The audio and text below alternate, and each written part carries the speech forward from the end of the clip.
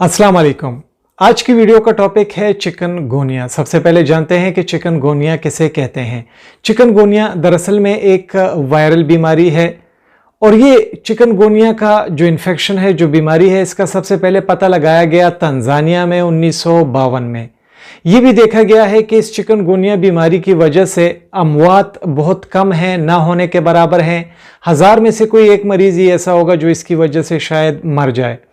ये भी देखा गया है कि जिन लोगों को चिकनगुनिया की बीमारी हो जाती है ज़िंदगी में दूसरी मर्तबा उसे चिकनगुनिया की बीमारी नहीं होती, वो इसलिए क्योंकि हमारा जिस्म फिर इस वायरल बीमारी के खिलाफ एंटीबॉडीज़ बना देता है, जो कि सारी ज़िंदगी फिर चिकनगुनिया के खिलाफ हमारे जिस्म की हिफाजत करता है।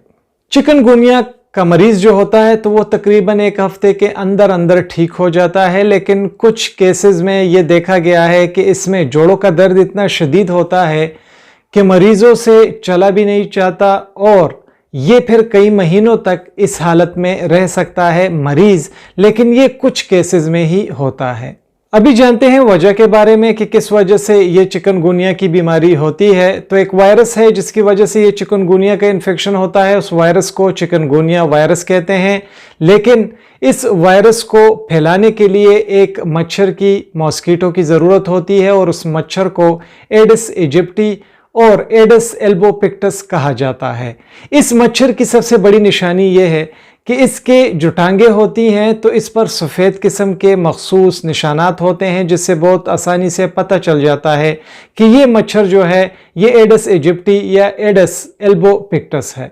जब किसी शख्स को चिकनगुनिया होता है और उसे बुखार होता है और अगर ये मच्छर आएंगे इस बीमार शख्स को जिसे चिकनगुनिया है काटेंगे, तो इसके खून से इस चिकनगुनिया वायरस को ये मच्छर उठाएंगे और 10 दिन के बाद इन मच्छरों के जो सलाइवरी ग्लैंड्स हैं तो उसमें ये वायरस मल्टीप्लिकेट होगा और ये तैयार हो जाएगा किसी दूसरे शख्स के लिए। तो जब ये मच्छर किसी सेहतमंद शख्स को काटेगा तो काटने के 3 से 7 दिन बाद उस सेहतमंद शख्स में चिकनगुनिया इन्फेक्शन या चिकनगुनिया बीमारी के अलामात आना शुरू हो जाएंगे।